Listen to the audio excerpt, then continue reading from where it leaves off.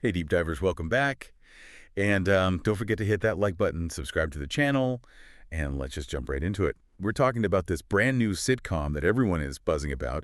It's CBS's Poppa's House, and Yeah. we're going to give you all the intel you need to know about if it's worth your time. Yeah, it really is intriguing because this show is kind of walking this tightrope between the classic sitcom feel and then these really kind of unexpected twists and turns. So it's like tapping into our love for that familiar sitcom, but then keeping us on the edge of our seats a little bit. Right, like that warm and fuzzy feeling of putting on like your favorite sweater.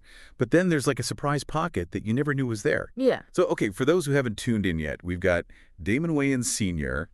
playing Poppa, who is this like curmudgeonly talk radio host who just got saddled with this like younger new co-host. So you know that classic grumpy old man meets the bright young thing. But wait, there's more. He's also got his adult son, played by Damon Wayans Jr., living right next door.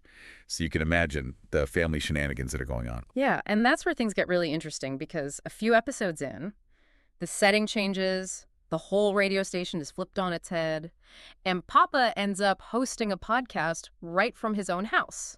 It's a move that I think some might see as risky, maybe limiting the show's scope. Well, that's a good point. Does it make it feel more intimate, more relatable? Or Yeah. does it kind of close off some of those classic sitcom possibilities like the wacky workplace hijinks? Hit us up in the comments. Let us know what you think. So the showrunner actually addressed this shift at the Television Critics Association press tour, and the idea was to really hone in on the Papa's House dynamics and bringing the family front and center. That makes sense, but Yeah. it does make you think about Essence Atkins, who plays the co-host Ivy. The article we read even uses the word interloper. To describe her, it's almost like she's stepping into this tight-knit family unit. Have you ever felt like the new person trying to find your place in a group? Oh, absolutely. That feeling of being on the outside looking in. I think we can all relate to that. And it really raises this question about Ivy's character arc. Is she just going to be like the comedic foil? Or are we going to see her like genuinely integrate with this family and maybe even challenge their dynamic in ways they weren't expecting? I'm going to be watching closely for that. Speaking of things we love to dissect, the chemistry between the Wayans is undeniable. Like, those two are comedy gold. Hmm. But you know what caught my eye? Wayans Jr.'s signature pants removal move that he did on New Girl. He brings it back. It's like this little nod to fans of his previous work, adding a layer of humor for those in the know.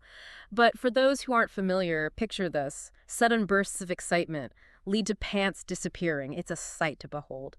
But beyond just like those familiar comedic beats, there's a sense that Papa's House is not afraid to try new things. We've got a documentary-style episode, they sprinkle bloopers throughout, and there's this general air of unpredictability. It's like they're saying, we're not going to play it safe, we're going to shake things up. Mm.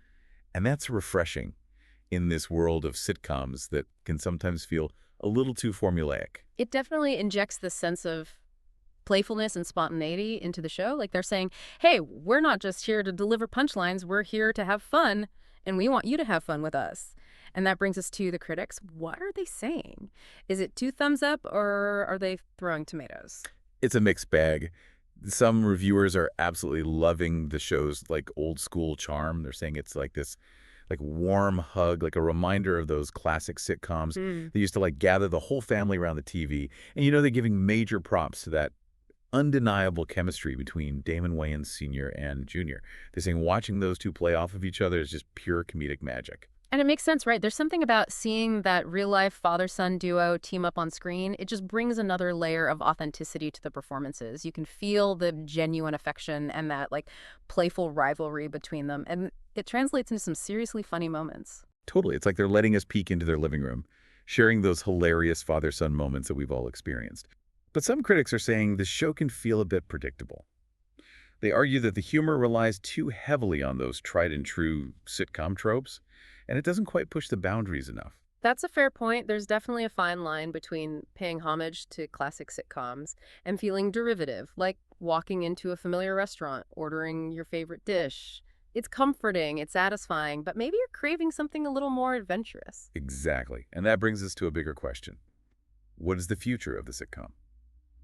Are audiences still hungry for those traditional multi-camera setups, laugh tracks, familiar family dynamics? It's an interesting question. We've got shows like Abbott Elementary, which is like that mockumentary style sitcom, absolutely killing it with its fresh approach and sharp social commentary.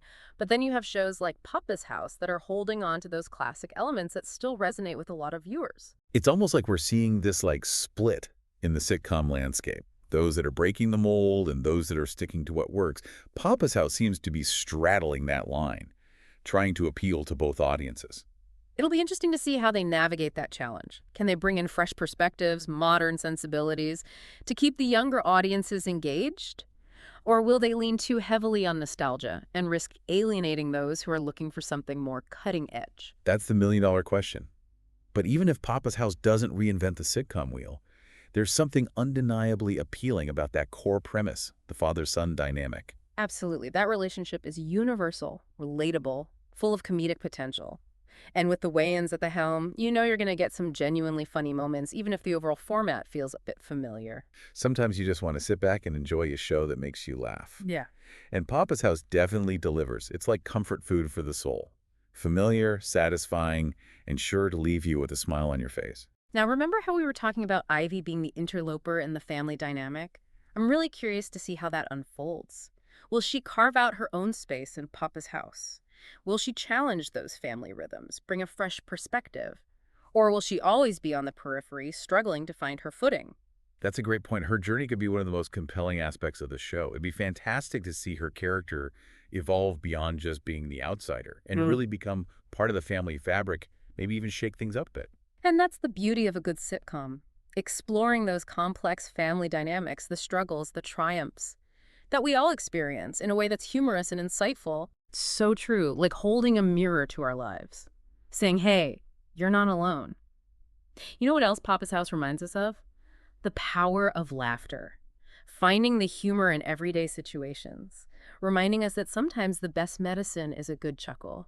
You know, as we've been talking about Papa's House, one thing that keeps coming back to me is how they're not afraid to experiment, like that documentary style episode, or the bloopers that they sprinkle in. It's like they keep throwing us these curveballs. Yeah, like they're saying, hey, we're not just going to churn out the same old sitcom formula. We're going to have some fun with it. Try some new things, see what sticks. Honestly, it's contagious. It makes the show feel so fresh and unpredictable, even when it's dealing with those familiar tropes. Right, like they're injecting a dose of that Wayans family DNA into it, that fearless boundary pushing that we saw in Living Color. Exactly. And speaking of the Wayans, it's great to see Damon Wayans Jr. back in a sitcom. The man is a comedy legend, and the show is such a great reminder of his comedic timing and charisma. Seriously, he's a force of nature. And the fact that he's sharing the screen with his son just adds another layer. Their dynamic is so natural and relatable. It's like we're getting a glimpse into their real-life relationship. Absolutely. And you know their on-screen chemistry isn't the only one that's sparking. Wayans Jr. and Totona Jackson, who plays his wife, have this fantastic energy. They bring this youthful vibe, and their scenes are often the most hilarious.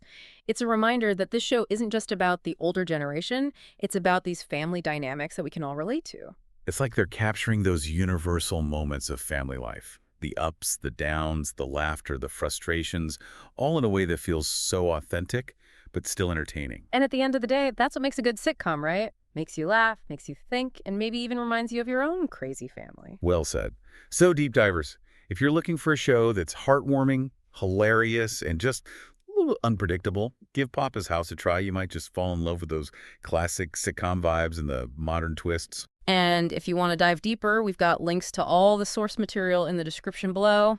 Always more to explore. And don't forget to hit that like button, subscribe to the channel, and turn on those notifications so you never miss a deep dive. We'll be back soon with another fascinating topic and more sources to unpack. Until then, keep those conversations going and keep on diving deep.